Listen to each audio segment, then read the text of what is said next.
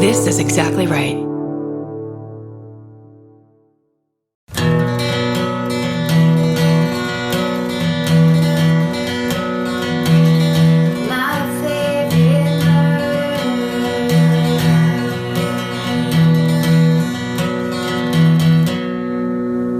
Hello. Hi. And welcome. This is My Favorite Murder. It's a true crime comedy podcast where we tell you horrible things and then we just leave you to it. And then you have nightmares. Then you're on your own. Sorry, bye. Sorry, you're all alone in this world. Bye. Yeah, that's us. That's Karen Kilgariff. And that's Georgia Hardstark. Thank you. Ooh, Hardstark. Hardstark. You said thank you. No, thank you, Georgia Hardstark. Can I just say, speaking of this being a true crime comedy podcast, I was going to tell you really quickly. Okay. So I saw my mom the other day, and I'm just like at that place in my life where I'm like primed and ready for her to insult me all the time. Sure. Maybe it's on me. I don't know. I think that's moms and daughters. Yeah. So we're at some funeral. Okay. I didn't want to say You it. buried the lead. We buried my uncle now. But we're at a thing. There's like a distant relative, and she's bragging about me. She also has somehow got it in her head that we have the biggest podcast in the world, and I don't think she wants to be corrected on it. I'm sure she doesn't. I've tried. And then she's like, they have the biggest podcast in the world. It's a mystery. And I was like, it's not a fucking mystery. Karen and I worked really hard. And she goes, no, it's a mystery podcast, right? Which I didn't correct her on. I was like, oh, yeah. Which is better because she used to think it was a ghost podcast. Oh, that's true. So she's getting closer. She's at least... It's a mystery. Fuck you, Mom. Mom, I tried my hardest. It's not a mystery podcast. So maybe it's me. Did she let it slide? She acted like, yeah. She did. Was she offended? No, she was like, oh, Oh, good. She didn't get it. That I was just being a complete dick, or she ignored it. Hey, look, though. Look, Janet, that one's on me. Listen, Janet. Sometimes it's hard. You get into the patterns. You fucking... Oh, yeah. You hear what you hear because that's what you think is coming. How do you not hear it? I'm primed and ready for her to insult me in some special way. It's a mystery. It's a mystery. Jan. How was your week in fucking Hawaii? Dude, I was so in Hawaii. I was walking around in a bathing suit cover up at the grocery store. I was so on vacation that not only did I not have my debilitating and crippling body image issues, but I was like, fuck you. I was just it was so gorgeous. That sounds incredible. And you were gone for what, a week and a half? Yeah, it was a long time. I think it was 8 days, right? Yeah. 7 or 8 days. Amazing. How many times did I text you? Like, not at all. As you were leaving. You just did that one. Just like, hope you're having a good time. As you were leaving last week, you were like, so if anything important comes in, can we just wait till I get back? Because you know me, and I'll be like, real quick. Is this okay? Do you like this or this? Which I know is... that's a big request. And I did it. Yeah, you really did. Yeah. Except for one time when I got a Linda Belcher gif of Linda Belcher dancing and Georgia going, are you having a good time? And I was. That was the cool thing is... I texted you as a friend, not as a business partner. Which I love and appreciate. And I think I told you at least one anecdote. Oh, yeah. It was the kind of thing where like, I realized... I haven't been on vacation. I mean, I've gotten to travel and have a good time, but still had to work. It's a different thing. It's so different when you just get up to nothing and we were with like I think there were 4 families all together. Shit. So it's just a ton of people, that kind of thing where no matter how early you get up, someone else is already up. And like this person's like, I'm good at breakfast. I'm going to do breakfast. This other person's like, let's go. Everyone want to go grocery shopping? And yes. That's the most fun. It was we had a minivan that we'd drive around in. At one point, Robin, so it was us and the Colasinghams and the Colasinghams. You know the Colasinghams. It's Adrian's family. Okay. And the Ramazzi family, which is, we got to stay at Janet Ramazzi's house, and 4th of July is their big holiday. So we all got to be there for that, which was so gorgeous. We were on this beautiful beach. In Kauai. Yeah.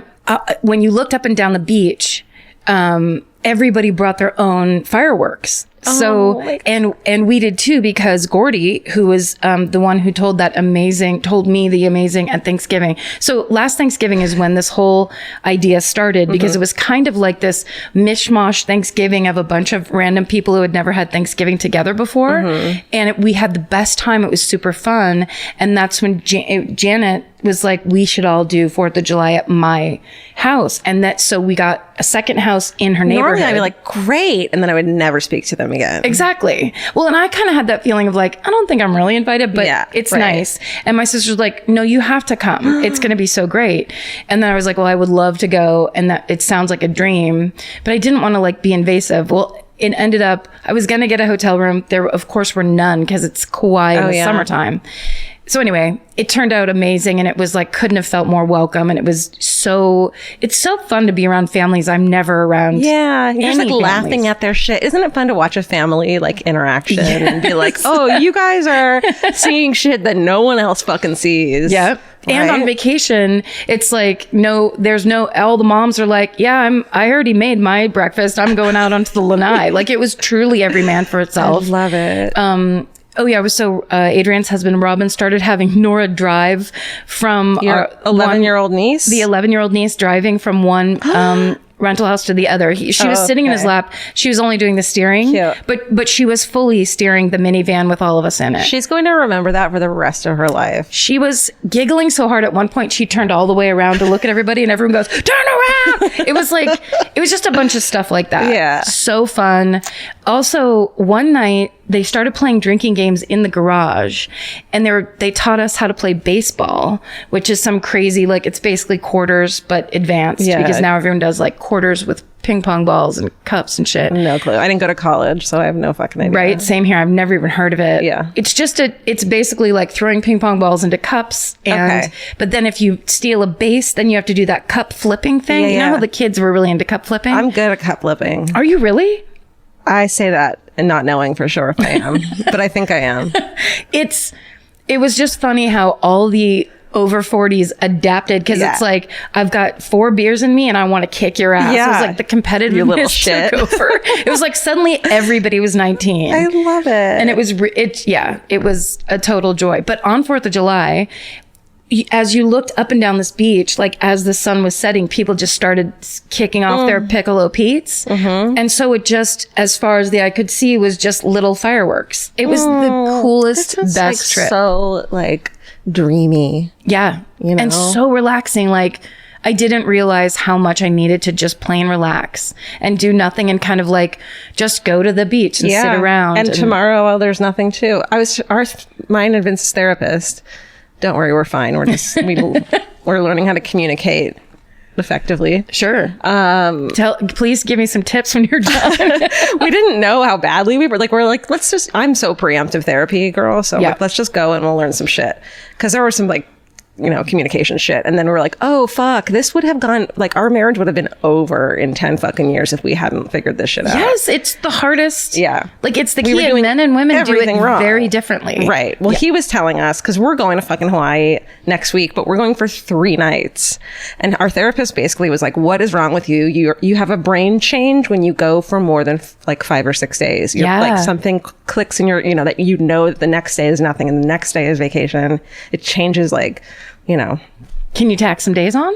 No, but I think we'll go somewhere else later. Oh, okay. Yeah, because it's very true. Like, I started calling it vacation brain because people would ask me something very basic about my own life. And I'd be like, I don't know. Ask me later. Like, truly, it felt like my brain's like, no, we're gone for the weekend. We're you needed a rest. Yeah. Especially like our past year has been really fucking hard and insane. And I think we haven't been able to acknowledge it because we would have broken. Yeah. Like a spinning top. And it's like, don't stick a fucking thing in it. You got to let that thing spin and keep spinning it. And we still can't tell you guys the things we've been doing that are going to, we're going to be able to tell you hopefully in the next month. And they're big and they're really fun. And some of them are so exciting that I really, really wish I could tell you right now. Me too. I'm mouthing it to Georgia. What is it? Huh? Paul Owens? Who's that? Say it again. Oh, Oh my God. You guys would die. You guys would die. You're going to die soon. Don't worry. Apologies to Paul Owens, whoever that is. Paul Owens, I miss you so much. I'm good at flippy cups. I'm bad at mouth reading, apparently. We're going to work on it. Okay. Yeah, we have fun stuff to tell you and things that we've been working very hard on. And, but also it's hard. I think we are very similar in that way. It's hard for us to relax. Yeah. I feel like I've been in this mode for quite some time. So relaxing is as upsetting as being stressed out. Yeah, I'm not to of me. the personality as someone who can chill out. Like even when if I'm going to watch a movie on TV or whatever the fuck, I have to like do my sewing projects, paint my fucking nails. Like I have to clean out a drawer. I can't just chill. That's the beauty of ADD. Conversely, that's the beauty of Hawaii, the Hawaiian Islands. Right. Because everyone there goes real slow and they're not going to speed up for your crazy California ass. Specifically. Not you specifically. Anybody. Everybody's just like, yeah, we don't do it that way here. And I'll try. Really cool. I'll do my best. It also smells, the air smells beautiful and it's insanely clean. We'll see how it fucking goes. You're going to love it. I'm really excited. It just unwinds your spine. Yeah. It's very, very good for you. Unwind your spine, Unwind your spine. Oh, are you going to read that to me? Yes. Okay. So we got this email that is number one. It is number one. Oh my God, I'm excited. I don't know it yet. And you were laughing out loud. I lost my mind a little bit. The subject line is John Wayne Gacy is a fucking fraud. Hi. So I work with correctional officers all over the state of Illinois, and sometimes I get really good stories from them about how horrible inmates can be. Hell yeah. Parenthetically, so much thrown pee. Oh, throwing pee. That's rough. And every once in a while, the story I want about infamous murderers. I was talking to some officers from Maynard Correctional Center, or Menard, sorry, which formerly housed John Wayne Gacy. After I brought him up, parentheses, no shame, they told me he was not a bad inmate, considering, but they did tell me the following that I had to share with you guys. So apparently all the paintings that Gacy sold while he was in prison weren't done by him. Oh my God. The fucking scoop of the goddamn century. He had like an assembly line of inmates in his art class that would all contribute. For example, one would do the trees and one would do the creepy clown face, etc. Gacy frequently only contributed his signature to the whole thing. I was told that when these paintings were sold for stupid amounts of money, he gave money to each inmate that worked on it. Well, that's kind of nice. I really don't know how it all worked. And how it was even allowed in prison, but shit, the 80s were a different ball game. Yeah. They sure were. I got to give credit for Gacy's entrepreneurial spirit, even though he's a fraudulent, sick fuck. I just wonder if he made the inmates working on his paintings call him Colonel. Stay sexy. Don't trust serial killers' works of art. B.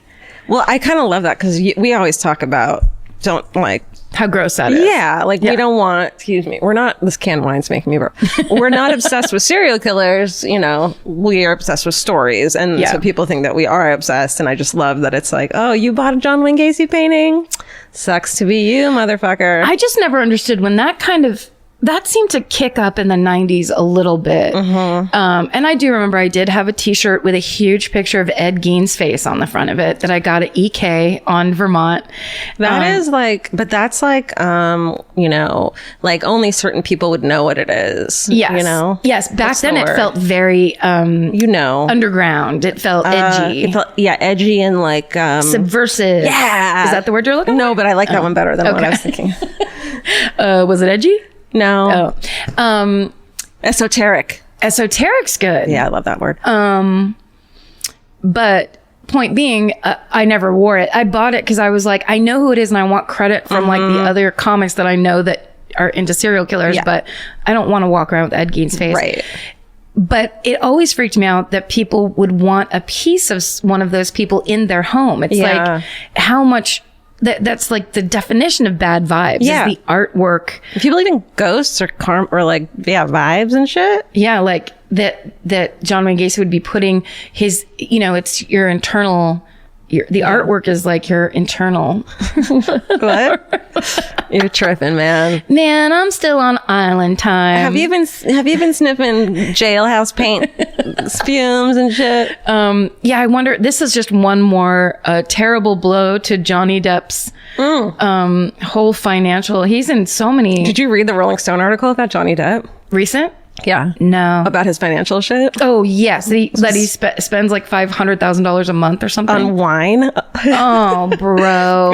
It was funny. I did read the thing where recently he punched somebody in the face on the movie set. Good for him. No, the locations manager. It's terrible. Like, good for him. No, I'm totally. That poor location manager is just like, I just want to do my job without getting punched by Johnny Depp. Yeah, I make, let's see, $8 million less than you. So how about you keep your fucking hands over there?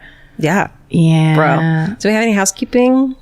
Housekeeping fan cult. What's up? We're getting, we're posting weekly videos and we're posting live shows and we're about to come out with an exciting new merch line. Yeah. Like really soon. We've got a couple things in the chamber. Like we keep saying. Well, we just have to organize ourselves and deliver it. But some really good ideas. Also, last night on Twitter, I started posting. It was really late. I was just kind of in a weird place. And I was thinking about all the hotel rooms I loved on our last couple of tours. So I just started posting pictures of hotel rooms that I've loved. Oh my God. And people are like, I want to see all of these. So like, I feel like that's for this fall tour. I'm going to keep a hotel room diary. I love it. Because a lot of the times we just stay at wherever the place is that's like mid-level or whatever. We don't always splurge some like kind crazy. Of extended stay place. Yeah, exactly. But sometimes, like on the European tour, we splurged in a couple places where it was like, I can't even believe. Birthday, you guys. Don't call us snobs. Don't call us sluts. Yeah, and it was her birthday, so I had to stay somewhere nice too. I can't be staying at a fucking, no offense. Yeah, let's not name names. Can you believe that? We get an offer from the like Days Inn. They're like, we heard you talk shit about. We'd love to work with you. I actually asked Vince if he would make you stay somewhere bad while I stayed somewhere good. He said no. Oh, because he'd have to stay there with me. Yeah. So we fought for your love. Oh, bring that to the therapist. Doug, look how much he loves me. Doug proof. Doug. Yeah, I don't even remember the last time we recorded, so I can't think of any. Yes, I do. Oh, corrections corners. Yes. Here we go. Do you know the one I'm going to say? I think I have one and you have one. Okay, you go first. I can't remember mine, so you go first. This is, I would say, could it be our sloppiest? So far, so good. So far, so bad. Yeah. So we do have a correction. I have a corrections corner. And luckily, I love that this is how everyone now gives us our corrections the nicest, sweetest way possible. So, and this one feels especially dumb to me, but on my part. So Bambi wrote to us and wrote, even though Karen and Bjork wore it before Rihanna, Bantu knots have been around for a long, long time.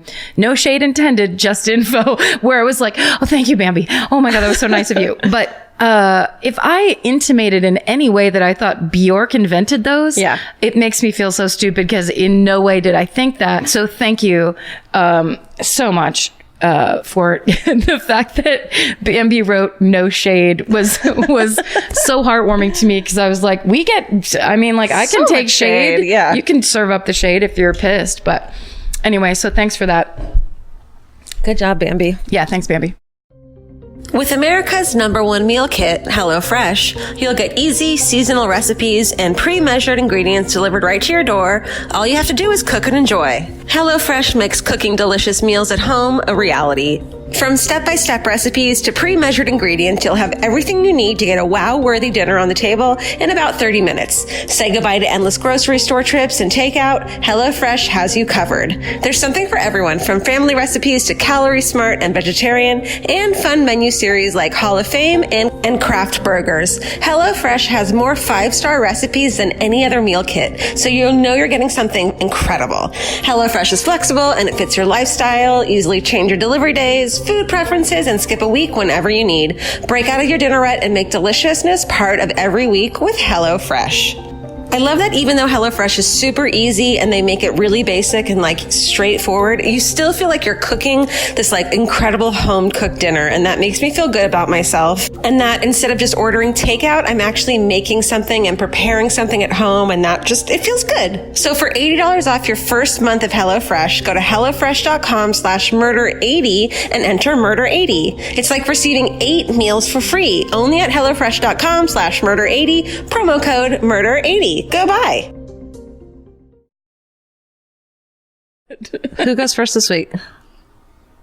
If we're going by the live show, then Karen would go first. Did I go first the week before? Do you want to go first? No.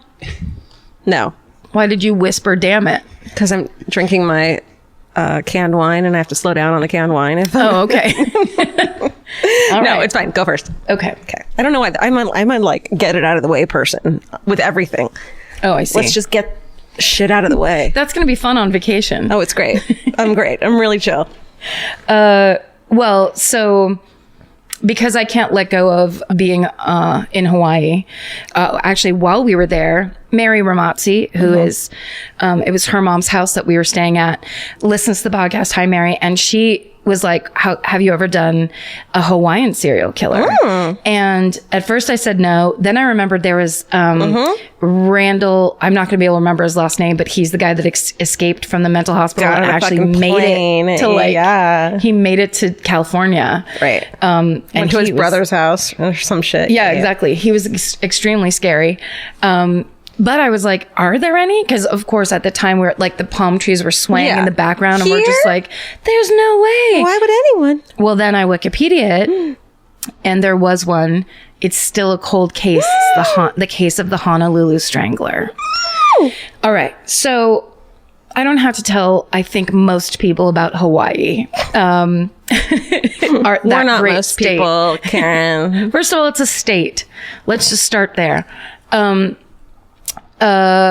So Hawaii obviously has always been this gorgeous tourist destination. It is, if you haven't been, I highly suggest that you go to really any of the islands, including Molokai. It used to be a leper colony. Now there's about 11 people that live there. My sister's gone because we have like distant family that lived there. It's like my cousin's wife's sister's family. And my sister said it's incredible and like very remote. And it's just that thing where when you go on vacation in Hawaii, you really are just gone. You're out in the middle of the ocean. Dude.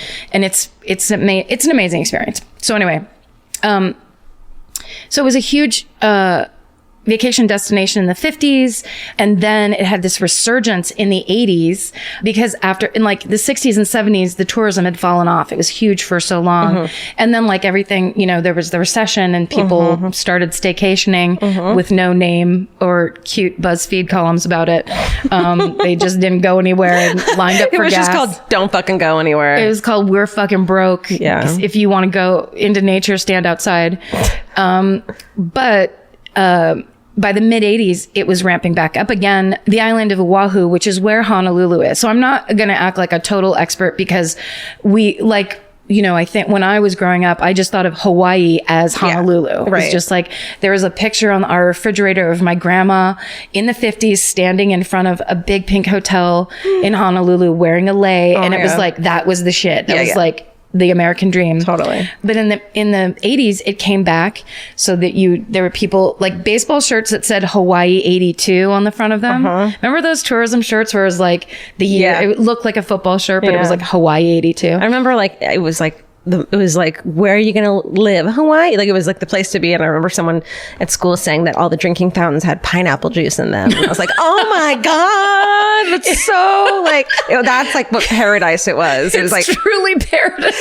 Pineapple juice and all the water fountains. I was just like blown away. Although I have to say the first time I visited Hawaii, with my ex, we sat and ate fresh pineapple and Triscuits and cheese for like a week straight. That's all. I was like, I'm fine. And the tropical snack of Triscuits and cheese. Triscuits and cheese. I was like, here's my protein. Got a grain. And now it's just pineapple. Goodbye. So amazing. Okay.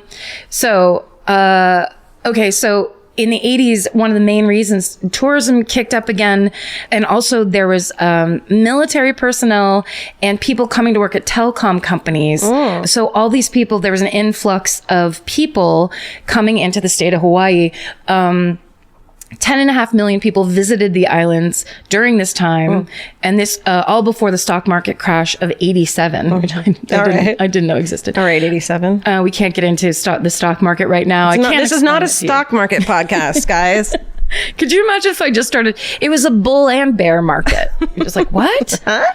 You don't know how to pronounce city names, but you can talk about the stock market? The crash of 87? But it was, so for Hawaii, huge for the economy, great for business, but of course, with all those people brought the influx and increase of robberies, rapes, and violent crimes. Stop it! And up until this point, as far as they knew, there had never been a serial killer on the island. As far in terms of the police ever knowing about it. On May 29th, 1985, Vicky Purdy, she leaves home around 6 o'clock. She's going to go out clubbing with her friends, and she's going to, go dancing and drinking. Essentially, she's a tourist, or she lives there. She lives there, with her husband, and she's going to go into Waikiki and go drinking and dancing with her friends. So the husband stays at home, and she's going to go out and party. She parks her car at a place called the Shorebird Hotel. She ends up calling her friends. She doesn't meet up with her friends until she calls them at 10 p.m. And she tries to make a plan of meeting up with them, but she never shows up, and they never see her or hear from her again. Her husband, Gary, she doesn't, at midnight when she's not home, her husband starts to worry, and she has a pager. He starts paging her over 85. And over. Yeah. Wow. But she never answers. And the last person to see her alive is a cab driver who dropped her off at the Shorebird Hotel to pick up her car at midnight.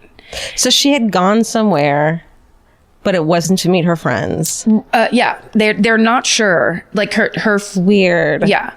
So in the morning, he pages her, goes to sleep, assumes she's just going to get home late. In the morning, he sees that she's never come home, and he's frantic. So he goes into Waikiki to look for her himself. And he finds her car at the Shorebird Hotel. Her keys and purse are gone. There's nothing of her own in the car, but there's a dent in the car that was not there when she had left the day before. Oh no, a dent. And then the next morning, Gary's worst fears come true. Vicky's body is found in the Ke'ehi Lagoon. She was wearing the yellow jumpsuit and the red belt that she was wearing when she left the house the night before. Her arms are bound behind her back, and she has been raped and strangled. So she had been working at a video store. So her husband, Gary, tells police he thinks it's related to her work because the video store has an adult bookshop connected to it. Okay. And 6 months before Vicky started working at this video store, there was a double murder. What? At that location. Ultimately, the police decided it was a coincidence and it didn't have anything to do with her murder. But I think that's insane. We don't know what the double murder was. It was just... What's that? We don't know what the double murder was? No. Okay. I think it was a cab driver. So 8 months later, 17-year-old Regina Sakamoto leaves for school at Waipahu. And of course, I apologize for all these pronunciations are some of the hardest. You're trying I'm trying my best. I can tell. And I think that they should cut you a break. Well, I did look up Ke'ihi, that lagoon. I watched a news reporter from Hawaii say it about 29 times. But it's still, when you look at it, you just doubt it because, there's so many E's. So Waipahu High is where she was. It's her senior year. She plans to go to Hawaii Pacific University that fall. And her younger brother, Omar, describes her as a fun-loving person and someone everyone looked up to. So on January 14th, 1986, it's 7:15 in the morning, and she calls her boyfriend from a phone booth to tell him she's missed her school bus and that she's going to be late for school. And that's the last time anybody hears from her. So that next morning, her body is found by fishermen a mile away from where Vicky Purdy's body was found in the Ke'ehi Lagoon. Oh my God. Regina's body is naked from the waist down. Again, hands bound behind her back. She's been raped and strangled. And except for that location, only a mile away, it's the exact copy of Vicky Purdy's murder. How far apart were these two? The location? No, the time. 8 months. Okay. Yeah. Fuck. Yeah. So then 2 weeks after that. 2 weeks. Okay. On January 30th, 21-year-old Denise Hughes is on her way to work. So she lives in a neighborhood called Pearl City, which is north of Honolulu. And she is a secretary. She works for a phone company and commutes to work by bus. And Denise's mom told her she thought that Pearl City was too remote, too far away. There weren't enough people that lived there. And she didn't like the fact that she would commute by bus and wait at that bus stop by herself. So her mom told her, wait until the last second when you know the bus is coming and then go out to the bus stop. So that you're not just standing around by yourself. And that's normally what she did. Mom, good idea. Yeah. But that day, January 30th, 1986, Denise never shows up for work. And 2 days later, 3 teenagers are crabbing near the Moana Lua stream, which is 2 miles upstream from the Ke'ehi Lagoon. And they come across something that's wrapped in blue material in the water. Yeah. It's the body of Denise Hughes. And again, her hands were bound behind her back. She'd been raped and strangled, but because her body was in the water, it had a lot more decomposition. But all 3 women so far have been found south of their homes by the Honolulu airport and close to, if not in water. So the police can no longer dismiss that these murders aren't connected. Yeah. And the way the bodies are still bound behind their hands behind their back. Yep. Rape. Everything about the MO is so matching. Oh, how creepy. So, but up until this point, the Hawaiian authorities have never dealt with a serial killer to the point where when they finally when they talk about it in the paper, they have to explain what serial killer means. Wow. That's how untouched the community had been up until that point in the mid 80s. So the Honolulu police set up a serial killer task force that will eventually over that year, it grows into consisting of 27 people. And they actually end up enlisting the help of the FBI and the Green River Killer Task Force. Yeah, they were really smart. They reached out to all the right places, but they have nothing to work with, almost nothing to work with, because when the bodies are in the water, there's no blood evidence. Yeah. And it was before DNA evidence. Right. Was, in the fore in any way. Right. It's just such a new concept in general to everybody. So police make this announcement and they think at least 2 of the women possibly could have accepted rides from strangers while they were waiting at these bus stops. Yeah. And because of that, the authorities caution all women not against taking rides or hitchhiking at all. Good for them for not hiding it and instead being like, yes, safety first of it should be men, stop killing women. Of course we know that, but in addition to that, but since we know that's a note that won't be taken apparently, but what they do tell women to do is that travel in groups, wear clothing that they can move quickly in, which I think is kind of amazing because I've always been a big believer in runnable shoes. High heels are fine for when you're indoors and looking pretty, but that makes me happy. There's wear clothing that would allow the freedom to move quickly. Don't carry packages. So don't be bundled up and weighed down with stuff. And don't get close to cars that approach you asking for directions. So they got real specific with warning people. And they told women, quote, if you feel like you're being followed, trust your gut, which is rad. Yeah. They even set up a sting using undercover police women around the Honolulu airport, but nothing ever came of it. Shit. Yeah. So about 6 weeks later, on March 26th, 25-year-old Louise Medeiros from Waipahua, she leaves the island of Oahu and she's going to visit her family on Kauai. That's where I was. Oh my God. So Louise's mother had died recently and she has to go there for the reading of the will. But she has 2 kids and she's 3 months pregnant. So she's trying to make it the fastest possible trip because she left her 2 kids with her boyfriend and she's just like, I got to get back.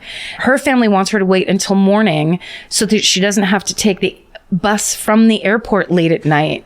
But Louise is like, no, I have to get back as soon as possible. When she gets off her airplane in Honolulu, she disappears. And a week later, on April 2nd, Louise's body is found at the north end of the Ke'ehi Lagoon. She is naked from the waist down. Her hands are bound behind her back. And like the 3 victims before her, she's been sexually assaulted and strangled. Oh my God. So the whole MO is the same. Yeah. And then 3 weeks after that. Jesus. Yeah. On April 29th, 36-year-old Linda Pesci leaves for work in her car. So she also works for a phone company. She's recently been promoted there. She's a single mother, devoted to her daughter. She has a roommate, and she tells the roommate, tonight I have a meeting, so I'm going to be home later than normal. When Linda doesn't arrive home by the next morning, the roommate's really concerned. She calls up and finds out Linda left work at 6:30. Her roommate calls the police because she knows that Linda would never go anywhere without her daughter. That's just, it would never happen. And Linda's car is found on the Nimitz Highway at the northeastern end of the Ke'ehi Lagoon.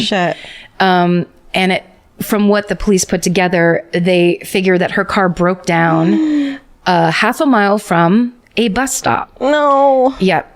So they immediately call a press conference. They warn the community that Linda is now considered a missing person. And they tell women not to leave their car if it breaks down. If your car breaks down on the side of the road, stay inside of it with the door locked. And then the police say, which is very touching and sad, this involves everybody's wives, everybody's girlfriends, and everybody's daughters. We have lost our innocence as a community. How terrifying. And also when you go over there, it's so tiny. I mean, it really is a community. Everybody knows each other on all these islands. I mean, I can't speak for Oahu, but the places I've been, which is Maui and Kauai, it really seems like you're coming into a neighborhood. It's not like, a whole island. It's just a little neighborhood. Where people like wave to each other as they drive by. 4 days later, and this is where it gets fucking weird as hell. A 43-year-old mechanic calls the police and tells them that a psychic told him that Linda Pesci's body was located in a place called Sand Island. And he tells police that he followed the directions that the psychic gave him and that he thinks he found the body. And he also explains he knows Linda Pesci because she tried to sell him a pager one time. So that they had a connection at one point. Fishy. So police check Linda's appointment book and they see that this mechanic's name is actually, and his information is in her appointment book, and she had written it in there the day she disappeared. So oh my God. They go to Sand Island. The authorities go to Sand Island with this mechanic, and he shows them around the whole island. I don't know how big it is. I imagine it's some little place. It's the size of a grain of sand. I'm not sure. He walks around the whole island, avoiding one spot.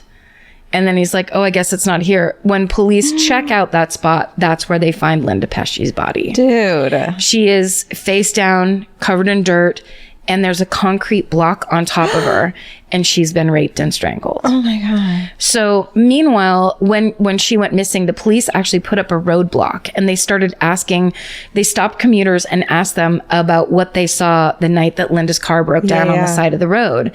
And one witness said that she saw a Caucasian or a mixed-race man in his 30s or early 40s driving a light-colored American-made van that had black lettering on it. And he was seen in his van on the side of the road with Linda in her broken down car. The mechanic fit the description. The mechanic that brought them to Sand Beach fits the description of this guy. The mechanic that brought them to Sand Beach has a light colored American made van with black lettering on it. He's 43 years old. Dude. He's like right in there. And he lives in the Ewa Beach, Ewa Beach area, which actually the task force had, you know, when they do that thing where they do like with a compass or whatever, and it's like, this is the area they'll probably live, because it's like right in the vicinity in the middle of like that. So he was right in that spot. Ewa Beach was right in that area. I'm sure some FBI profiler, I don't know specifically if that's who it is, but they had basically figured that he worked at an air cargo company or a place near or at the airport on Lagoon Drive.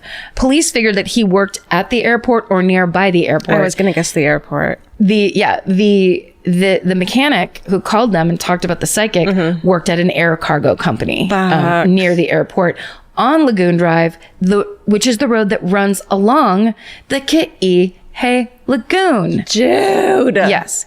This guy has no prior record, but he does have relationship issues. Yeah, I mean, well, don't we all? They start to surveil this guy, and they catch him trying to scrape the letters off of his van. Yeah. On May 9th, 6 days after he had led the police to Linda Pesci's body, they bring the mechanic in for questioning. He sits in the interrogation room from 8 o'clock until 3 a.m. Jesus. Barely moving, arms crossed, head down. He won't say a word. That's the creepiest thing I've ever heard. They give him a polygraph. He fails it. But the police know that they only have circumstantial evidence, that basically it's just eyewitnesses. Yeah. And so they go and talk to his ex-wife and his girlfriend. Both of whom tell police that this guy is into bondage, specifically tying hands behind the back. Dude. Yeah. Also, the girlfriend says that they got into fights and he stormed out of the house on the nights that these girls went missing. No. Yes. But again, this is all hearsay and he said, she said. Can you imagine realizing that when you're like, put the nights together and you're like, the slow burn reveal of this person is not only who I think it is, but perhaps a complete monster. Yeah. Oh! Yeah. So of course, I don't know what's happening to me. A horse is a horse. A horse is a horse, of course. Right. He lawyers up and never talks to police again. They go to the DA saying, we have all this, but it's all circumstantial. And the DA says, if we take this to trial, we will lose and he'll be gone forever. Sure. When the mechanic walked out the police station door, the local press was there waiting, and someone asked if he knew Linda Pesci, and he started to say, I haven't talked to... Then he stopped talking. And what does that mean? He realized he should not be saying anything to the press at all. What was he going to say? But he basically started to give an answer. I haven't talked to... And then Linda since the day I killed her. I mean, so months after this, a woman comes forward and says... And she says she saw a man by the side of the road. The woman broke down car, the whole thing. They put a photographic lineup in front of her and she picks the mechanic out. Are you kidding? Well, but maybe she saw him on the news months later. Like, that's weird, right? Well, but here's the thing. She will not testify because this is like an actual eyewitness. But she says as she passed, he turned and looked her right in the eye and she was so scared. She's positive if she testifies, he'll kill her. That's how scary he was. Oh my God. Did you see his picture? Is he? I did see a picture, of course, transition lenses. So he looks like any of those serial dudes. killers. Yeah. Yes. Like a Dahmer style. Yes. Skinny. No, he had kind of a round face. It was just like, but I mean, it could completely be circumstantial and he just got caught up and it's not him. No. He ended up, they continue to surveil him. He then goes to the Midwest. They call whatever state he goes to and they continue to surveil him while he's there. They call the FBI. They follow him the FBI follows him to Europe twice. What the fuck? He then moves back to the East. He comes back, goes to the East Coast. They continue surveilling him. They never catch him doing anything. They never see anything suspicious, nothing at all. He ends up dying in 2003. What the fuck? So in 2016, the Honolulu police said that they're stepping up cold cases and investigations, which is what everyone's doing now, which is amazing. And they're afraid that they want to retest the DNA they have on file. They're not sure if it's still viable because it's from almost 40 years ago. No, we're fine with that. Us DNA experts, like me, you can make it work. We can make it work. Okay, good. But they say that they consider all cases open until the suspect is identified or caught. But another one didn't happen after that. Correct. It all stopped after that. It was him. And that is the story. That's it. Of the Honolulu Strangler. There's not that much about it because it's like the classic cold case. But there was, Case File has an episode about it. Okay. Which that guy couldn't be more detailed or awesome. So I'm sure there's more stuff in there. And then I did find there is an ID channel, of course. If you Google the Honolulu Strangler, there's an IG channel. There's an episode of a show called something. Yeah. It's like a bunch of cases, I think, profile, and this is one of them. And it's one of them. Oh my God. You can look, when you Google it, you can find a couple things, but... Wow, that's awful. I've never heard of it.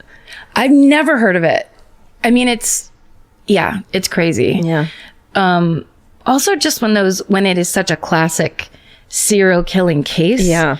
And it couldn't even be like, it's not far apart. Like the first one, there's 8 months, but then it's just like this once a month or every 2 weeks. That's like, it's classic serial killer. Like this guy's just driving around hunting at night. I mean, and then like his ex-girlfriend who's just like, every time we got in a fight, that was the night. I mean. Yeah. Oh. Yeah. So many coincidences. Right. But they aren't. Shit, dude. Yeah. That's fucked up. Yep. Oh, okay. Good job. Thank you. All right. Give me 1 second. All right. Did you see that? No. When will you accept that I wear glasses? Put that down and we'll do an eye test. I have a problem where I always think I don't hide my shit enough, and I think Karen is going to know 5 seconds before I tell her what murder I'm doing. I feel like, was your sister or brother sneaky with you? Did they do weird shit, like trick you into things? That's all we did with each other, was be sneaky, tricky with each other. Like, it was every man for himself. I'm going to find any kind of dirt against you I can.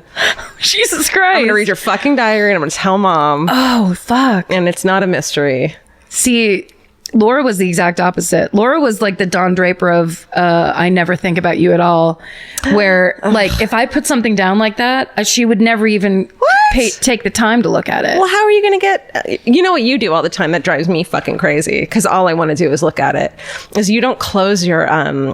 like, you don't turn off you've your mentioned phone. that to me 1,000 times. I just feel like I'm going to see something that you don't want me to see, that I don't want to see, that I'm going to then see. Like because you love to look at people's phones. No, but I won't do it. I don't do it. I don't do it. Although I was at Joe DeRosa's house the other night and he had like a stack of checks, like to deposit. And I was like, can I look at your checks? And I was just like, what's that? Who's this for? What's this for? Like, I totally did that. And I was like, that might be rude. I'm sorry. Well, he would tell, but Joe is a good enough friend. He said, I would tell you if I would say no if I didn't want you to. And I said, I wouldn't have asked you if I knew you wouldn't care. So. Yeah. That's really funny. I love looking at people's like weird per diem, not per diem, but what's it called? Residual checks? Yeah. That's where it's like, why did you get a check for $4.94? Right. Where in China did the show you were on for 3 minutes play? I still get checks from the Drew Carey show. Shut up. It's insane. But they truly are like crazy. For 9 cents. That was so long ago. It was over 52 years ago. It doesn't make sense. It was 52 years ago tonight. Tonight. Oh, why is Drew Carey on your porch? All right, listen. Look and listen. In a fucking stunning coincidence, we are going to remain on the island? On the fucking you and me and Steven are on the fucking coincidence island. Tonight. Yes. We're the only inhabitants. Because we're about to fucking do the Galapagos affair. Oh, island time. Island fucking time. Shit. Now, just so you know, I'm on this island, but I'm not here to make friends. Good luck, players. I'm going to throw you under a bus. Literally.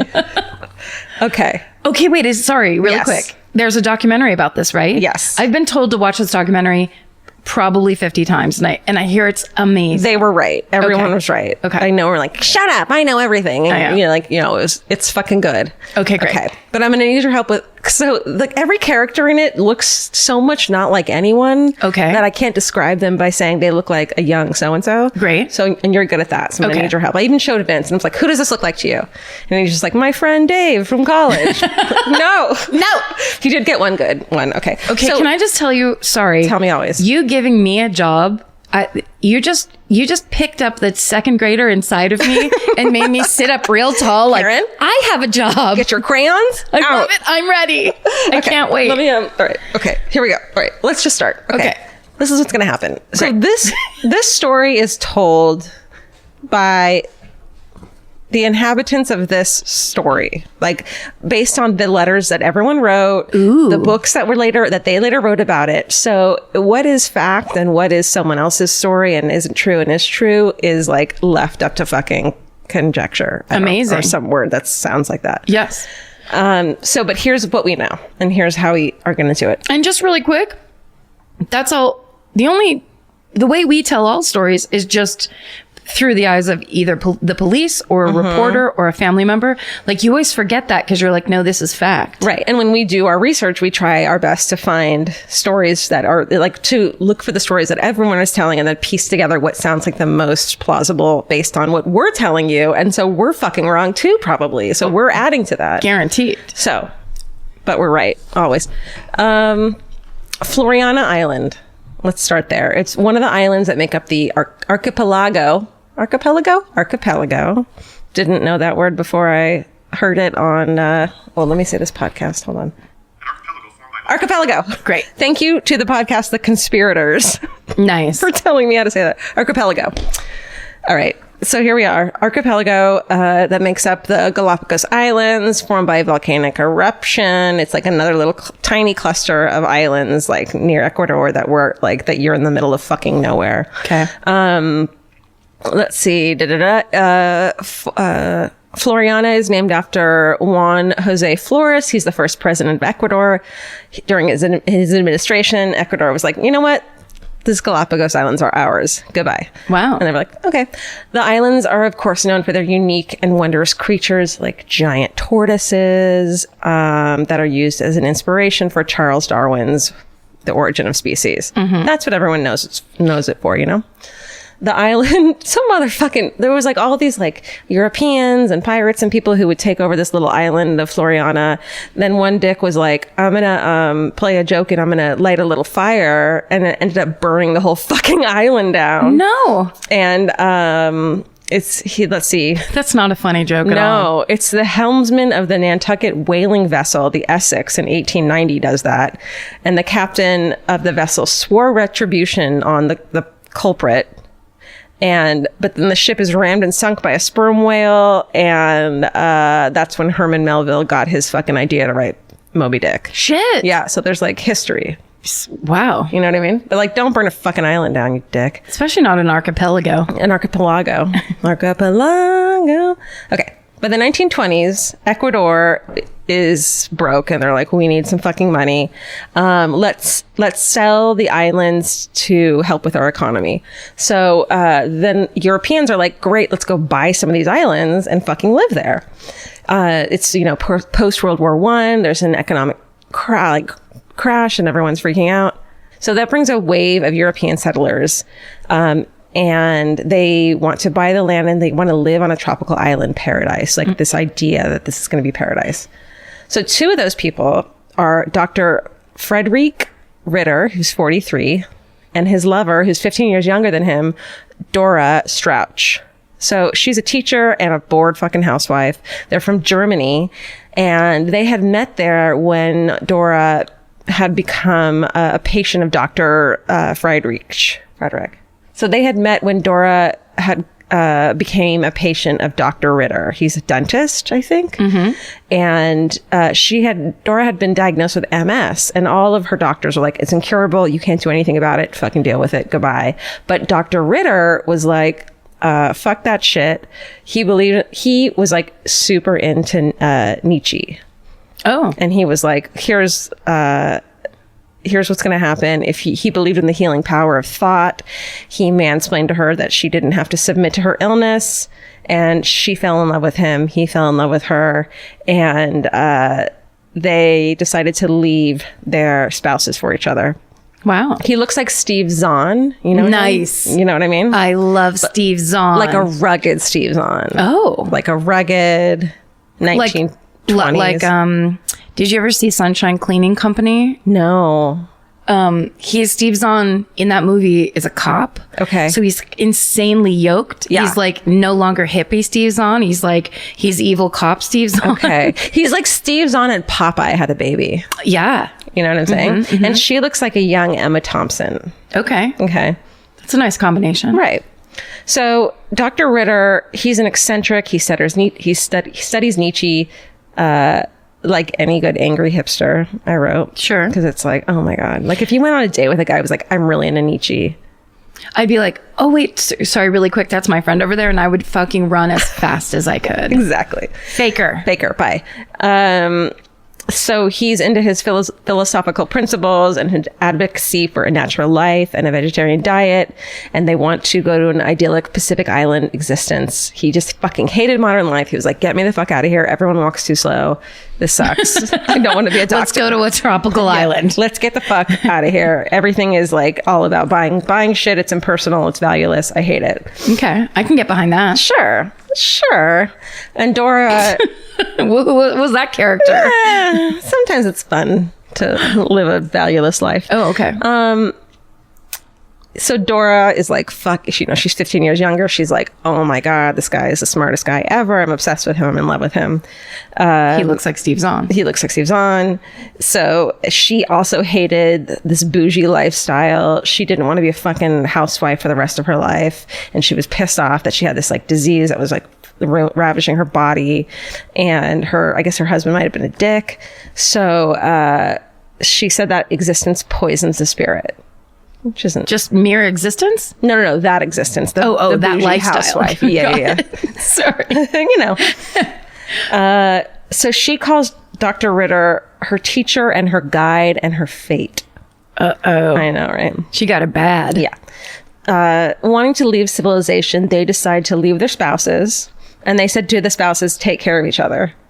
Oh. Which, like, don't do that. Then you're like looking across the room at some stranger. Yeah, you're just like, I guess. Oh, really? What do you like? Yeah. So they leave their spouses, they get the fuck out of Germany, and they travel to the uninhabited Floriana, where they could indulge in his raw food theories. Oh, no. And he could write his magnum opus, which is a philosophical theoist book. And then I wrote, and where he could mansplain her in privacy. Now, if you're a doctor, that's not mansplaining. That's way more He's than a dentist. A person. Oh, okay. All right. And does he, just because you're a doctor and you like memorize some fucking medical books? Well, yeah, if you're a doctor talking to a patient, that's not mansplaining. Yeah, but it's now his fucking lover. Right. You know? But she was just like, just tell me more. There's a lot of editorializing. Okay, fair enough. Just putting it out there. But, okay, so the pair lived by the strict Nietzschean principles that Dr. Ritter had imposed on them, including nudism, vegetarianism. I hate these people so much. They're like, he sucks so hard. She went with him for some reason. She's like young and thinking... I don't think she's that young. I think he was 43 and he's 15 years younger. So how many years is that? That's 30. So she's like late 20s. Yeah. So she's not that young. Yeah, she's not like a innocent and 17-year-old, you know? But I get it if you have some kind of disease where you're just like, I better grab life while I can. Sure. And this person is telling me that I can overcome this disease, where everyone else is like, great, you're an invalid now. And she's like, I want this. Yes. And I'm sick of this boring lifestyle. I think her husband was a dick. She's like, fuck this shit. Okay. I get it. Listen, I'm behind it. In my late 20s, the fucking dudes I had crushes on.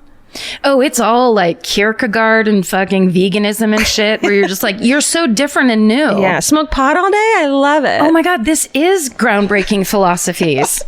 Good job, everybody. You're not. It's not that you're lazy and in a band. It's that you're a genius. It's not that no one will hire you. It's that you don't care about money. I get it now. I also don't care about money. I have to pay rent again? Yeah, okay. I'll do it. Sounds good. Great.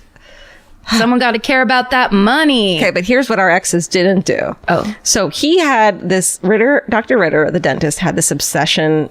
He was also really into obsessive mastication, which is exactly what it sounds like. Chewing a fuck ton. A fuck ton of chewing. Now, you know you're supposed to chew 35 times per bite. Did you know that? I didn't and I don't do that. I rarely do it, but every once in a while I'll remember, and then I start counting, and then I'm like, so many bites. This is insanity. Yeah. I hate it. I remember reading, sorry. Sorry. This is No insane. sorries here. I read an article called Chew Your Juice one time that was like, you need to do that to juice as well as food, where it's like, because your saliva acids needs to break down the thing. Where I was just like, none of this. And then I'll never get cancer? Yeah. And then I'll be beautiful. Yeah. Forget it. Yeah. Forget it. It's like the brushing your hair 100 times thing where it's like, but some people are like, no, it'll break your hair. And it's like, can everyone just shut up? Yeah. Or how about I just do whatever? Yeah. How about I do my best? So. And my worst. Yes. And his worst was that, so we burped at the same time just now. Our burp cycles are matching up. Oh my God. So sorry, I'm not talking anymore. No. Keep talking because yes, you are, because I'm about to tell you some shit. Okay. So this rule, his obsessive mastication rule, had destroyed Dr. Ritter's teeth. So the dentist? Yeah. So before they left Germany for this fucking island, he was like, there's not going to be dental shit on this island, so he pulls all his teeth out. What? And he instead gets stainless steel dentures. No. Before leaving Germany. So he's got a fucking mouthful of nothing. So he is a Bond villain. On an uninhabited island and a nudist. Do you think what if they were leaving the night before and then he did that and she was like, oh shit. Oh, I already told my husband to go off with his wife. This might have been a mistake. Shit. I gotta go through it now. Yeah. Okay. So, not surprisingly though, Dr. Ritter's actually kind of a bully. He refuses, they get to the island. Great. Yeah. He refuses to allow Dora simple pleasures that his philosophical principles didn't allow, like coffee and her teeth. No. Once on the island, he preemptively removes her teeth as well with garden tools. And together they share his set of dentures. No. When they need to eat. So then they have to sit there toothless while the other one chews multiple times. And pass it back and forth. Like my mom and her boyfriend do the cute thing where they have his glasses and she hands them to, and they look at a menu together with their glasses. Very sweet. Adorable. And now imagine that with fucking teeth. We have just gotten to this island and I'm so disturbed. It doesn't matter what happens after this. It gets so much worse. He also just the whole story, just remember that they don't have teeth. Because why you could have moved from where were you? Cologne, Germany? Why didn't you just move over to Berlin and just test it out for 2 months? What's the island, the English, where they have the cows and shit? Guernsey. Go to Guernsey. You don't need to go to Galapagos. Yeah, do a test island first. Which exactly? How about Ireland? Even there's a Galapagos Islands, Santa Cruz. It's kind of inhabited by a bunch of Norwegian people. It's people are just doing their best there, but it's not you can just be your own person. They were like, fuck no. And they went to this fucking place where the closest neighbors were 60 miles away. And by boat? I don't know. Oh, okay. And it's also not it's not paradise. If you look at this documentary and these photos, it's this crazy rocky, black lava rock beach with sticks and stuff. And then they get there. And they're like, great, we're just going to plant food and stuff and it's going to be amazing. But it turns out that it's hard to live on an island because they had to, where did I put that? Okay. It's actually constant fucking labor instead of the life of contemplation that Dora had envisioned. So a year, okay. So they said they were like, we want to be fucking Adam and Eve. Sure. Great. So a year and a half in, finally their Eden is starting to come together. Dora had tried to keep up with Dr. Ritter. I'm calling him Dr. Ritter. Yeah. Because he's like, Popeye. And she's like, what's up? I have MS, right? But she's like... And no teeth. MS and no teeth. And he keeps telling me how it's like mind over matter. So I can't, I can't be sick. I can't imagine he's a guy who's going to bring you like a fucking cold washcloth when you are exhausted. Just imagine a cold washcloth on your forehead. Why do you need a real one? Right. Also, there's no cold water here, so calm down. All the water is boiling hot. Yeah. I don't know. There's no... Okay. But, he's not going to baby you. Yeah, clearly. Like the way we all kind of need when we're sick is we just want someone to be like, what can I bring you? He's like, do you have any more teeth I could pull out? Did I leave one in there? I'd love to pull at least 5 more teeth. There's got to be something. So it turns out that Dr. Ritter's mansplaining bullshit had not cured Dora of her MS, which would flare up and make it hard for her to do any manual labor. And like they're pulling, like in the documentary, they're pulling trees down and carrying the giant banana stalks and shit. Yeah. But that only made Dr. Ritter pissed off that she couldn't get it fucking together and ignore her MS. Ignore her fucking... She couldn't Nietzsche her way out of MS. Yeah, exactly. Oh, this is like when you pick a bad boyfriend to get away from your current friendship group. Yeah. Sometimes that happens. You're like, no, I just need to be with him all the time because you're sick of the people that you're spending time with. You're sick of the life you have. Of like, mine was like going to like, dancing and going to clubs and drinking fucking Long Island iced teas. Yeah. So I found a boyfriend. I'm like, bye. No, I'm all about this guy now. And then it's like, but you didn't move to an island. I moved to San Francisco. Ooh, same thing. Yeah. Same thing, actually. Yeah. Well, so you know exactly what Dora's pain is all about. How are your teeth in San Francisco? Well, these are all fake. Look at them. They're huge. I can't get over it. No, you shouldn't get over it. It's so nuts. Ladies. Okay. Ladies, look and listen. So Dora in her writing complains that Dr. Ritter... His name's Frederick, but it's Frederic. But I don't want to, say it wrong. Let's call him Fred. It looks like it's the European spelling of Frederick. Yeah, but it's not Frederick. Fred's good. Let's call him Dr. Fred. Okay. She's like, fuck Dr. Fred. He's dissatisfied with everything I do. He's stern with her even when she's sick. And he would write home and he would only speak of her negatively in his letters, being like, she can't keep up, blah, blah, blah. It's like, bitch, she came to a fucking island with you. Yeah. And took her goddamn teeth out.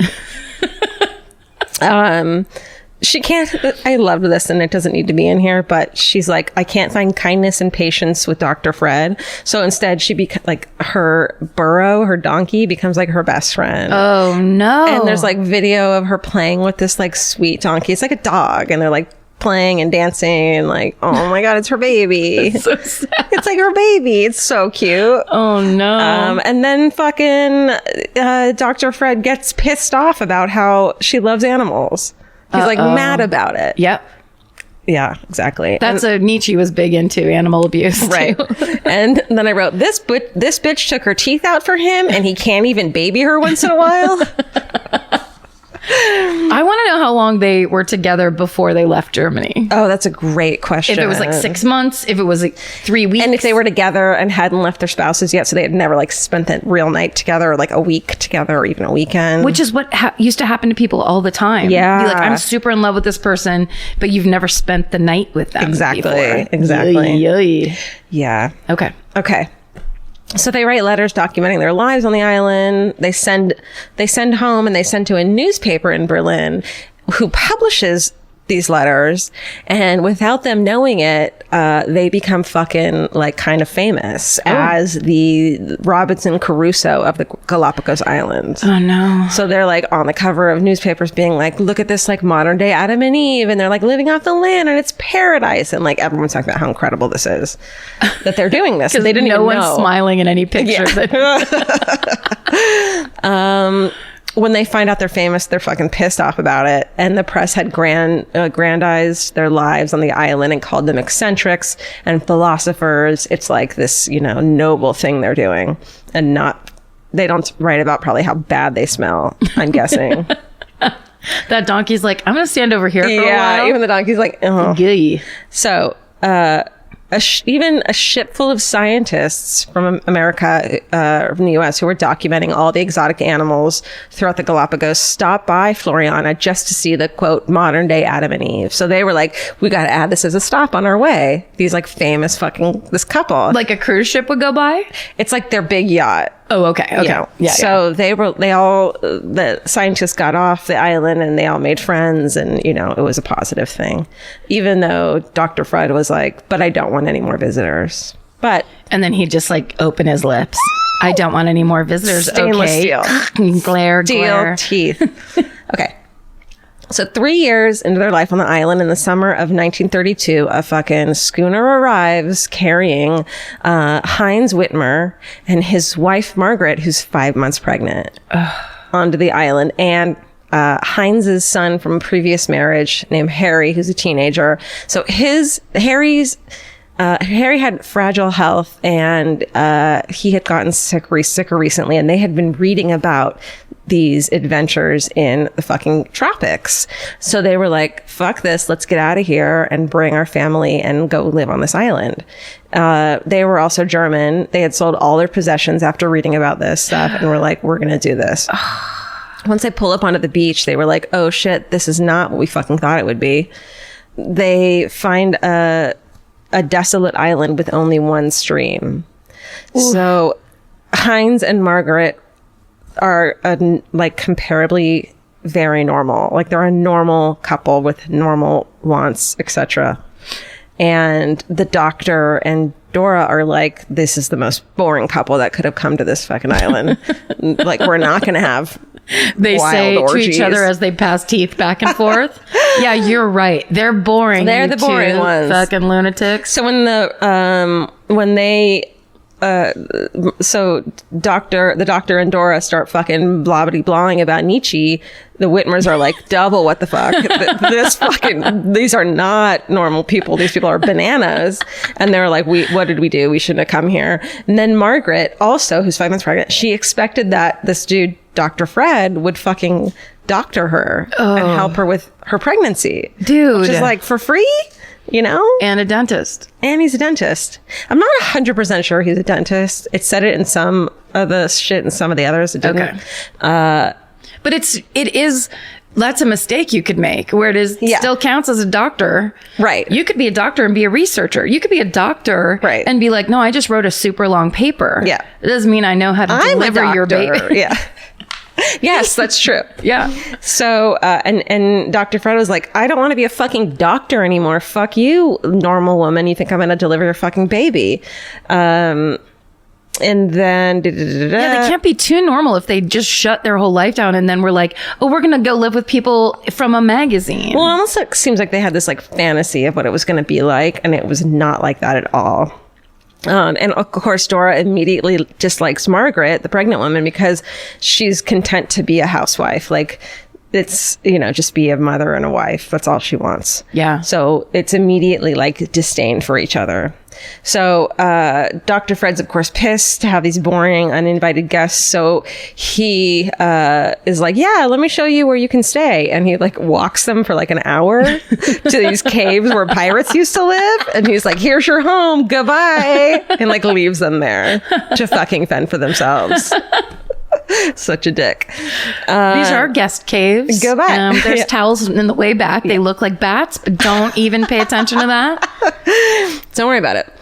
But it turns out that the Whitmers are good at island living, and quickly their little enclave is thriving. Oh. Which, of course, pisses Dr. Fred off because they didn't have the same experience. Well, you know what it is that they had 3 sets of teeth.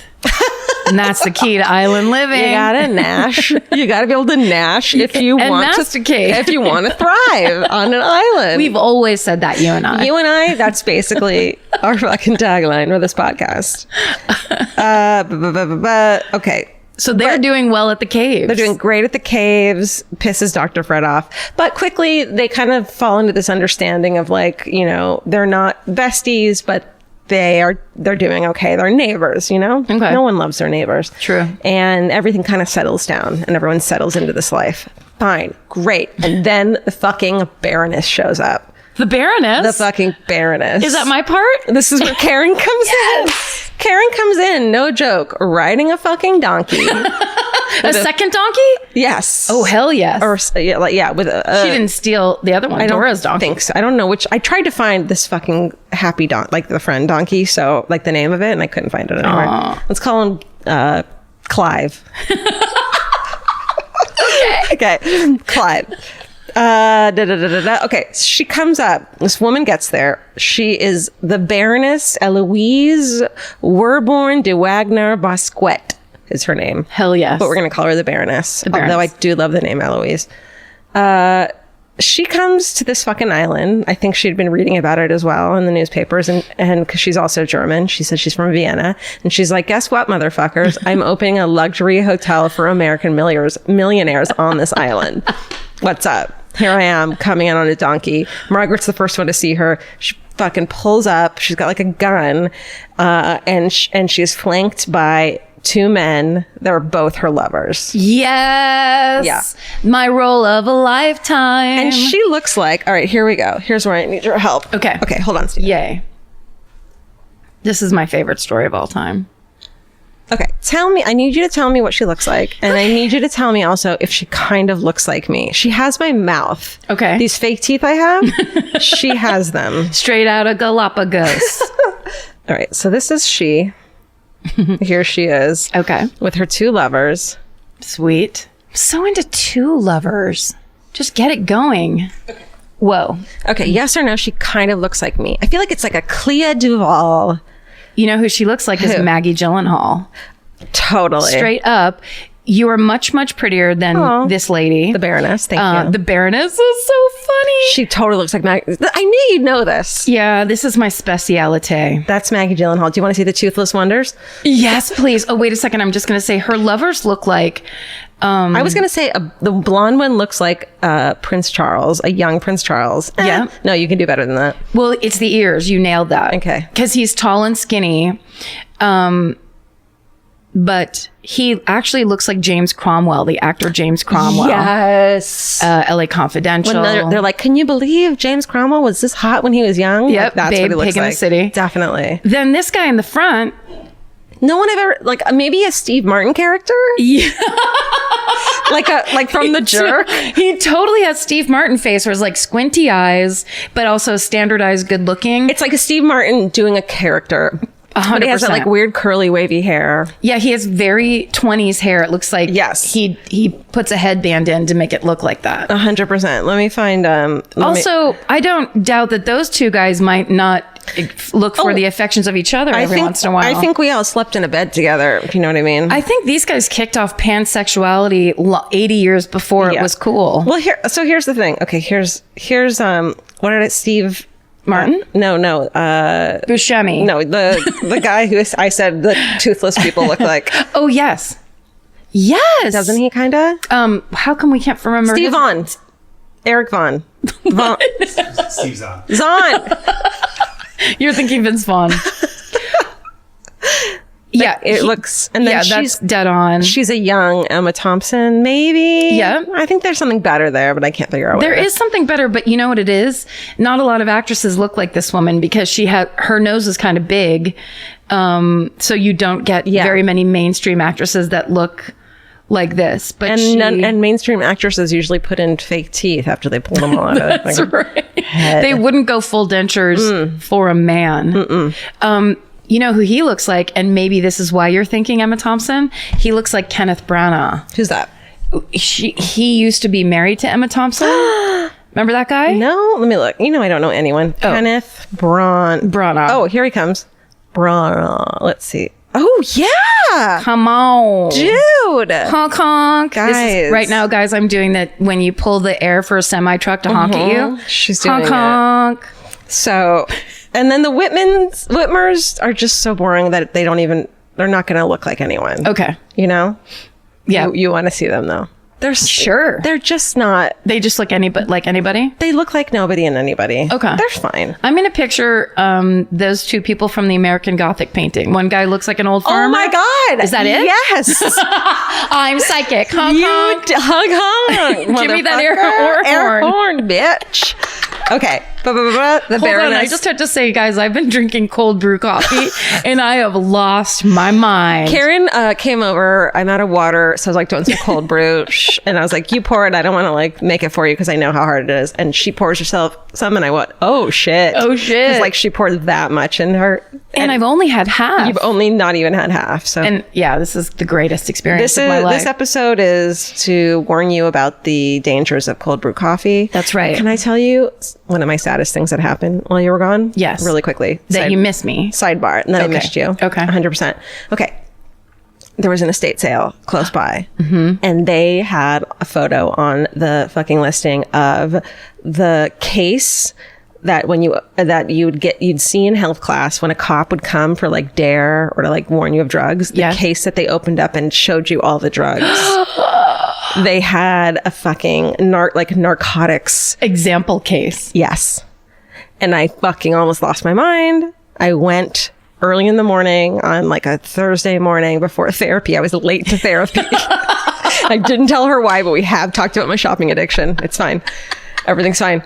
And it was gone already. Oh no. And I was that's where I got you the fucking paint by numbers painting. That thing is amazing. I really wish I had taken the price tag off so you didn't know it was $15. But I saw it and I was like, I have to get this to Karen. But like through the week since you've been gone, I've been like getting used to it and liking it. And I was like, do I give that to Karen? And then you came in. I was like, give it to Karen, Georgia. Calm down. You have everything. And suddenly it's missing from the wall in my house. Yeah. I'm like, wait a second. It's weird. God, that was just pointless. Okay. It was super worth it. Boop, boop, boop. But they also go for like $400 on eBay, I found out since. What, paint by numbers paint? No. the drug suitcase. All I want, someone whose dad was a DARE counselor, go into your basement. I promise you're going to have one of those, like, there's a thing that it says like a heroin outfit, and it shows like the heroin shit. Like a spoon and a needle. And it's called a heroin outfit. And then someone on my Instagram wrote, don't you hate when you go to a party and someone's wearing the same heroin outfit as you? Nice. Oh, I loved it. Okay. I want one. Anyways, two lovers. So her lovers are Robert Phillipson and Rudolph Lorenz. He's the blonde guy. The Baroness is described as a flamboyant and ill-tempered woman. Hell yes. From Vienna. Okay. Both couples are on the island are fucking scandalized as shit by her and her lover's arrival. She is way before her time, like feminist as fuck. She's brash and brazen. She dominates her lovers, who are by all accounts terrified of her. But clearly turned on by it. Right. Well, I mean, they came to a fucking island with her, you know? She's most definitely a narcissist. Yes. She even later convinces those scientists when they come back on their yacht to like visit the island again. She convinces the captain to make a silent film starring her. And she's a man-hungry piratess. In the movie. In this silent film movie. Amazing. Which it is in the fucking documentary, or you can just watch it online. Wow. It's like a silent film. She's wearing like a mesh, like you can see her titties. Like, it's like a mesh shirt, nips are out, like, and apparently she walks around the island in a bra and underwear and doesn't give a fuck. Yes. Like with a fucking pistol and shit. Oh yeah, she sports a riding crop and an ivory handled pistol, which she's fond of pointing at people who displease her. Her name is Karen Kilgariff. In another life. Do this thing. This is what you're going to be like as an old woman, I think. I cannot wait. Well, we don't like this part, though. Okay. She liked to shoot animals in the leg so that she could have the pleasure of nursing them back to health. Ew. Monster. In fact, she once stole a burro, and I don't know if it's Clive, you said. I don't know if it's Clive, but she took a burro from the Dr. Fred's house, put it into the patio of the Whitmers, and then the Whitmer was like, I thought it was wild, and shot it. So like she's stirring shit up. She's like kind of a cunt. She's trying to mix it up on that island. She has fun fucking with people. Of all the people that could land on that island, the Baroness shows up. Well, she's like, I'm gonna make $1 million with this fucking island or hotel of mine. Amazing. Yeah. So, okay, riding crop, blah, blah, blah, blah. Okay. She even chased visitors off the island, one time shot one, though she didn't kill him. Don't worry. This, of course, pisses everyone else off. And she continues to do so by anytime like people would come by in passing ships and leave them gifts of like food and, you know, shit to help them live. She would fucking be like, mine, bitch, and like steal it. With her boobs swinging back and forth. Got it. Come and fight me for it. Exactly. And she would open their mail. And so the outgoing mail, she would write her own version of shit with her as the star. So like the shit that went to the fucking newspapers would be like, this Baroness who's this hot fucking, you know, lady. And so she became like the star of the island, which of course pissed everyone off. Well, she deserves it. Does she? Okay. Yes, probably. She would change the wording of his letters, and she became something of an international celebrity. Yeah, because she did. the public loved the scandalous tales of her. So like yachts would come to see her and bring her gifts and shit. I bet. Yeah. Everyone else is like, fuck this shit. They complain to the governor of the Galapagos, and he pays the visit to the island to be like, let me sort this out. Fucking totally falls for the Baroness's bullshit because she's charming as fuck. Yes. And he's like, he grants her 4 square miles of territory for her proposed hotel, which includes that stream that everyone shared. Oh. The Whitmers and Dr. Ritter and Dora only get 50 acres each. Yeah, because they're not interesting. I don't know. I think Dr. Ritter and Dora are pretty or Dr. Fred and Dora are pretty interesting, but they just took it in such a weird direction of removing their teeth. I feel like they're boring in their interests. Boring, and they seem crazy. Like, if they think they're really interesting. Yes. It's like fake. The Nietzsche interesting is not truly interesting because that's not original. You're just reading something and repeating other people's ideas and then pulling each other's teeth out. And then in addition to that, and listen, I'm probably saying Nietzsche wrong. I don't give a shit. Oh, I did. I said Nietzsche. I don't know. Nietzsche. Listen, I didn't go to college and I don't care. Look and listen. Can't care. Not interested. Okay. Boop, boop, boop. All right. So now. Here comes the email from Nietzsche himself. How dare you? He's dead, Karen. Is he? Corrections corner. Do we know this for a fact? Does time exist? Is he? Is he an Ubermensch or not? Time is a flat circle. Isn't it? That's from True Detective. No, is it? Yeah. Okay. So now shit starts hitting the fan. In 1933, the island is hit by a year-long drought. So of course everyone's like up on their fucking crazy time. Yes. You know? Sure. That stream becomes very important, I would imagine. That stream becomes a trickle of fucking water. Oh, shit. Yeah. So all the plants and shit start to die. That's their food source, especially those fucking Nietzsche vegetarians over there, right? They can't eat burrow meat. No. The Whitmers blame the Duchess and her entourage for the drought because of the stream. Dr. Fred's pissed that so many people are on his fucking island. The Baroness is fucking with both her lovers and pitting them against each other. Yes. Her former favorite, the blonde guy, Rudolph Lawrence, becomes like a slave and has to like build a hotel for them. He's like a whipping boy to her. And he has to do all the difficult labor. Did I tell you that the hotel's called the Hacienda Paradiso? No. That's right. That's rad. That's also what your house is called now. That sure is. Come through the Hacienda. That's what your pussy is called now. So many donkeys. No, edit that out. Lorenzo, edit that out. Okay, and Lorenzo's barely fed enough to survive, and she lets her lover beat him as well. So she's letting one lover beat the other one while she starves him, and he does all the work. There's no way he wasn't into that somehow. Like that was definitely that was sexual. Definitely, probably. Okay. So, and then there are rumors. So, like, Mr. Whitmer and fucking Dr. Fred are both like, hate this woman. Yeah. But there's rumors of them both making regular visits to her fucking ding dong, ding dong. They're like, right. Hey, I just want to come up and say, I saw your boobies swinging on the beach today, and I just want to say I'm a big fan. And thank you so much. Yeah. And so then probably the wives are pissed, or the women are mad about that too. I mean, listen, I'm not going to be, maybe they're hooking up with her too. We don't know. Anything could happen. But you know, when there's like, especially at this time, a strong woman that's like bossy and making waves. Yeah. That is a scapegoat waiting to happen. Plus, like, Dora goes there to seemingly to be subservient to this man that she is so excited to have all for her, like to herself. Like when I was that young and I would date older dudes, I'd be like, all I want is to be somewhere alone with you and like for you never to look at another woman again. Right. Like just pay attention to me. Yeah. You know? Yeah. So, and Which take is my teeth out. Impossible. Yeah. It's like, I took my teeth out for you, motherfucker. Then you learn that you have to become the person that the other person is like, all I want to do is be alone with you and be with you forever. That's right. So that you can go, no thanks. Yeah. Or you both have that and then you're me and Vince. Oh my God. Sorry, gross. Call the therapist and cancel all your future appointments. Doug, we're fine. Next time I come here, it's all silver teeth. It's shared silver teeth. You guys didn't do it. Please tell me you didn't do it. Elvis has turned into a burro. We name him Clive. Jesus Christ. Jesus Clive. Jesus Clive. Okay. Lord, pissed off the Baroness. Okay, wait. Okay. So, and Lorenz, the fucking whipping boy, is like, one took over the line, or like, you didn't listen to my safe word or something. Yeah. He fucking gets the fuck out of there and goes to the Whitmers. He first goes to Dr. Fred and Dora, and he's like, get me the fuck out of here. And they're like, no, we like the Baroness will be pissed at us. So he goes to the sweet Whitmers, who are like, they seem like a very sweet, normal family. She has her baby.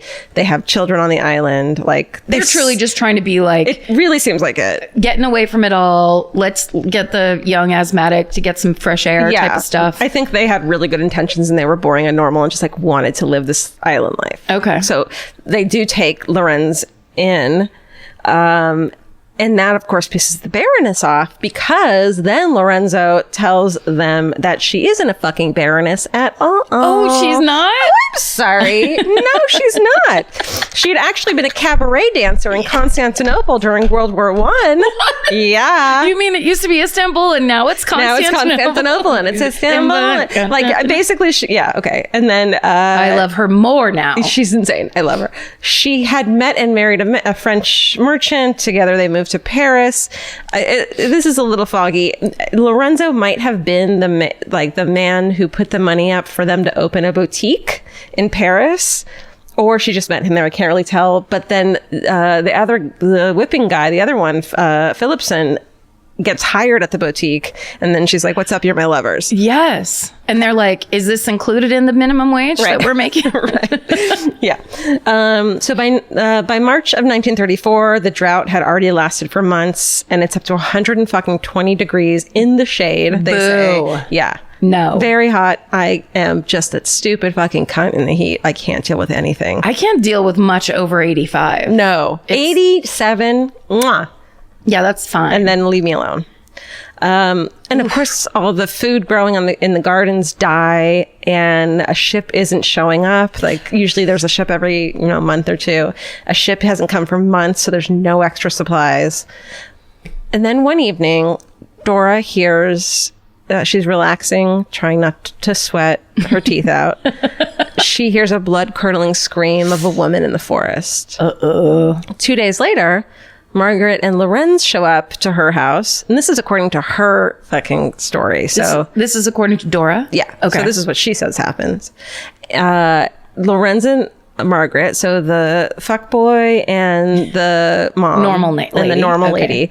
They show up and they're acting all like fucking cagey and like rehearsed and shit, right? Okay. And they're like, hey, you know what? Guess what's so funny? The Baroness showed up at our house. And she was like, hey, our friends just showed up on a yacht. So me and Philipson, the current fuckboy, we're totally leaving the island to go to Tahiti for a bit. See you later. Like, see ya, wouldn't want to be ya. Oh. Like, they just fucking left. Okay. They just left. So should we divide up her stuff? Or? Well, exactly. Oh. And she said the Baroness was like, keep an eye on my shit or don't, because I might not be back. Goodbye. And so Lorenz is like, well, hey, Dora, do you want to buy this shit? Because I need to get money to get the fuck off this island now. Oh. Even though maybe she'll come back or maybe she won't. Right. And Dora's like, we didn't see a fucking ship. Like, you see a ship if it's coming in. Yes. We didn't see a ship. Yeah. So Dora goes with them back to the Hacienda Paradiso. Wait, did they actually build that place or build a place? They built a place, huts and things, and one of the scientist who showed up was like, it was fucking disgusting. Like, the sanitation was terrible. Like, it wasn't a Hacienda Paradiso at all. That was just the name. Yeah. Okay. But so Dora is super suspicious, but she goes to the hacienda with them, sees a bunch of her stuff is gone because Margaret took it. So Margaret has her really nice, beautiful, I guess they had like a tablecloth and shit. And then Dora goes into the bedroom and like has chills down her spine when she sees on the nightstand the Baroness's prized possession sitting there on the nightstand that she never fucking left the house without. Guess what it is? Her whip? No, you're wrong. Sorry, you would her never. Gun? No. How many guesses do I get? One more. It's not a weapon. Oh. It's a book. A tiara? It's a book. What the book would it be? Bible? No.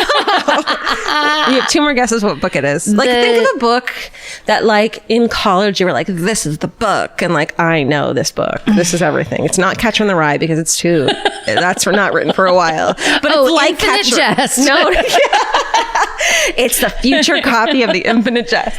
It's just tell me I have no... Okay, it's the picture of Dorian Gray. Oh. Yeah. Interesting. Okay. And that was her prized possession. Like, that was her prized possession, her good luck charm. She carried it with her everywhere, which is like such a college girl thing to do. Like, oh my God, calm down, you know? It's such a fake Baroness thing to do. Exactly. And the camp is basically pillaged by the 2 families. Like, they just take everything. So shortly after, Lorenz is like, I got to get the fuck out of here. So he hops like a Norwegian comes by from Santa Cruz. He hops his boat and laters the fuck out of there. Okay. Sees that there's going to be a big boat on this other island. So he is trying to get this fisherman to take him to that other island. And the fisherman's like, well, no, because it's Friday the 13th and I refuse to fucking boat on Friday the 13th. But Lorenz offers him enough money that he says, okay. Wow. And they motherfucking disappear. No. Yeah. They disappear. Just the boat is gone and they're both gone? Everyone's gone. Whoa. Let's not worry about him right now. Okay. Because maybe he killed the Baroness and her lover. So, like, do we care what happens to him? No, not necessarily, but it's just, I love a mystery. And the mystery, too, is, like, who actually... The Baroness and this dude are never seen or heard from again. They don't show up in Tahiti. There's no boat that maybe came in Tahiti. Like, who killed them? Yeah. Right? Mm-hmm. So, personally, I think it's Mr. Whitmer and Lorenz, but Margaret knew what was going on. Or, like, you know, covered it up at the end. She was in on it somehow. In on it, like, yeah. Okay. But who knows? And also they had these trees there, this wood there that you could burn, and it would burn so hot that it would burn even bone. Whoa. Yeah. Okay. That's bad. So, all right. So that happens. And then, like, this is the fucking dismantling of the island. This is when everything falls apart at this point, clearly. Then, so Dr. Fred... There's like a pig and it's sick and he kills the pig and then he feeds the pig to the chickens and the chickens all die. Oh no. And they're like, let's not get rid of the chickens. Let's can the chicken. Because if you boil the chicken long enough, it'll kill whatever the fuck the botulism that's in there and it'll be fine. We can eat it. It's fine. And they even offer some to the Whitmers and they were like, no, thank you. No way. But, but Dora is like, no, it's fine. Cooks the chicken. My burro Elvis is being a very bad boy. Okay. Okay. Cooks the chicken and you're like, wait, they're vegetarian, but all the fucking plants had died, so they have nothing really to eat but meat. They have to eat it. Yeah. She cooks the chicken. She feeds it to herself and Dr. Fred, and Dr. Fred immediately becomes super sick with botulism symptoms, Oy. like paralysis and difficulty breathing. His tongue gets all swollen and shit. Dora didn't go to get Margaret to help her until like he was very, very ill. She's had it with him. She's fucking had it with him. She's like, okay, you're really sick. I'm going to get you help. But just as a test, do you want to eat a little more chicken?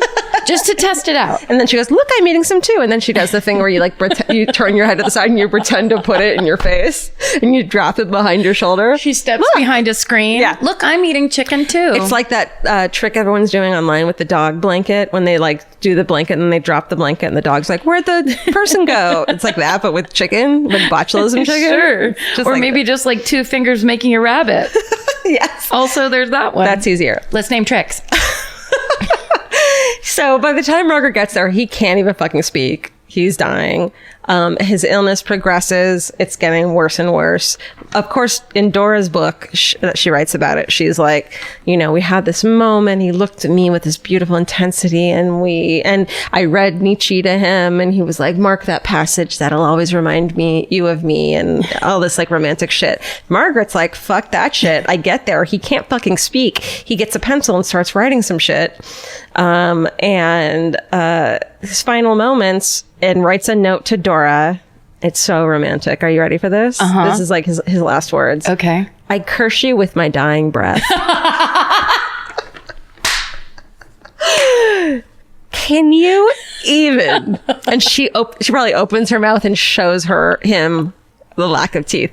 Oh yeah? Oh yeah? He's got the teeth now, motherfucker. Look, I know I'm laughing at people dying. It's terrible, but this situation, this is not random violence. This is not someone plot. They've all chosen to put themselves in a situation that is insane. Yeah, and it's like, who do you think you are that you're going to go to the Galapagos Islands and like have a happy, normal life? I'm just so grateful to live in the time where the internet came into existence, where we all know now better than to just don't move to an island. Like BuzzFeed will tell you the top 10 places to go in the world. And you don't need number 11 doesn't matter. Never Galapagos. That's 15 minimums.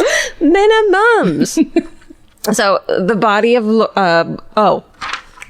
so shortly after, he curses her with his dying breath. Shortly after he curses her with his dying breath, that probably smelled terrible because his fucking gums were rotting, I bet. She'd already taken those teeth out. Ugh. It was all gums. Before she buried him, I'm sure she took the stainless steel teeth and were like, these are mine now. Mine. The missing Norwegian fisherman and Lorenz are found. It turns out like they must have gotten into a storm and blown off course and landed on this other island called Marchina. Okay, there are photos of their mummified bodies washed up on the fucking shore. No. The fucking sweet blonde kid who was just like, all I want to do is kill my fucking tormentor and get out of here. Like, that's all he wanted. But the Lord says no. The Lord was like, no, and we're taking this fucking innocent Norwegian fisherman. Who just was trying to do somebody a favor. Just needed the money. He had like kids and a wife and shit. It's so creepy. It's like the boat is this tiny little wooden schooner, and there's mummified on the island. They had some food, but there was no water. They died of thirst. Oh no. Yeah. And shortly after, Dr. Fred is buried on the island. Dora later is the fuck out of there and goes back to Germany. So everyone else, dies, departs, or, whatever the fuck. Bails. Shit happens to them. I can't tell what's true or not. Okay. But even the Whitmers leave too? No. The Whitmers fucking stay and flourish on that island. Because it turns out they're dragons.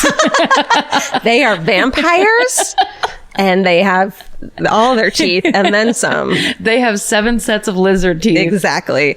They still populate the island, Whitmer people. Wow. They built a hotel and shit, just like she fucking wanted. Yes. And they were like, you know what? That was a good idea. Yeah, you know what? We're taking it and running with it. Margaret Whitmer, the fucking matriarch, she passes away at age 95 in the year 2000. Whoa. On the fucking island. Whoa. She stuck to her story that the Baroness and her lover had hopped a passing yacht, even though they were never, ever seen again. Wow. And that's the fucking Galapagos affair. I'm glad I never saw that documentary, because that as a fresh your version is the best experience of all time. I am a documentary maker. I mean, that's you. If you just told me a series of lies, it couldn't have been crazier than How what has that this story not been was. an episode of Drunk History? This is a Drunk History episode. This is fully a drunk and cold brew coffee history. Oh my God. Yeah. Like, I had always seen the photo and known that there was this crazy story, but there were so many names and I got confused and stopped paying attention to this story so many times. So when I finally decided to do it, I was like, this is going to be great because I'm going to get my story straight. This is a great fucking story to just yell at people when you're at a party drinking and, Have you ever heard this? Have you ever seen this documentary? Because someone's going to bring it up and you're like, no. And you're going to tell them all the crazy stories and shit, That's like the best. Oh, that's so good. Also, that was a time where people, we shout on them a lot, but up until, I think that was the end of it, but that adventuring, you know what I mean? People going like, I'm going to go there and start all over or whatever. Like people really did do that for a long time. Well, what's really cool, so the documentary is called The Galapagos Affair, Satan Came to Eden, which you're like, calm down, but that turns out that's what fucking Dora's book was called. Dang. But they actually it's really good. It is really good. They interview other families members who did go to the Galapagos to live and make like life there, so you kind of understand what motivated people. So it's a cool movie that tells that story and narrates their letters and shit. It's really good. Amazing. But yeah. I curse you with my dying breath. What a dick. Dang Can we please get that on a balloon? On like a Mylar balloon at the grocery store. Can we please get that with those half heart necklaces? Yes. That's great. A greeting card, anything. Shit, girl. All we want is some fucking I curse you with my dying breath. That is high level storytelling. That was amazing. Thank you. Oh, what is your what do we call it? Fucking hooray. the fucking hooray. Well, I do want to say this made me think of, it's weird that I did this because I'll do two. I'm going to do two quick ones. Okay. Because one is really fucking depressing. Okay. Listen, I cannot. Well, okay. We all have to watch Nanette. I haven't finished it yet, so I can't plug it, but we're getting there. Yes. Right. I cannot tell you how triggering this thing I'm about to fucking plug is. Okay. So don't watch it unless you have therapy planned the next day. I almost called my therapist in the middle of it. Don't watch it alone, and don't watch it if you have okay, do watch it though. It's called The Tale. It's by documentary filmmaker Jennifer Fox. It's one of the most insanely beautiful movies I've seen. I know what this is. You know what I'm talking about? It stars, what's her face? Is it Allison Janney? No. Is it the other one? Yes. It's Laurie Metcalf? No. Close. It's, she's so good. Hold on. Sarah Paulson? Steven, please. Laura Dern. Laura Dern. Shit. It stars Laura Dern. It's this woman, Jennifer Fox, who's a documentary filmmaker. That's what she does. And then she decided to make a movie about her experience as a 13-year-old being basically groomed and sexually molested by someone she trusted, and as an adult suddenly realizing that the narrative she had in her head of it, which is that I had an affair with an older man, is not what she fucking thought it was. Yeah. And it's it's really, really triggering, and I normally wouldn't bring that up, but it's so well done and so important and hit me in so many fucking places of my own 13-year-old issues. Yep. That it's really beautiful, but it is incredibly triggering. Like, I would say watch it in pieces, but it is a really important movie. And I hadn't heard about it before this, so I just I really do want people to watch it, and it's really moving. Wow. Yeah, I definitely heard about it, but that there's also then Hannah Gatsby's comedy special Nanette. That when I hear about those that seem like it's a heavy subject, or there's parts that are really hard to listen to, or there's lots of crying. When I sit down at night. These days, I feel so stressed about the reality of the world that I am definitely 100% in escape mode when I watch stuff. Yeah. So I very rarely want to go into that heavy stuff. But I've had a couple people, especially about Nanette, be like, no, it's very important that you see it. Yeah. It's like, stay off the internet for one day and watch this important thing that will empower you, because it really, Vince was out of town when I watched this thing alone. And at 13 years old specifically, which is the same time period of this woman's life, I thought I was just an adult. I thought I was making decisions on my own. Sure. I, made very poor decisions in my life. And then you come back and you have to wrap your head around them and understand them. But it's so beautifully done.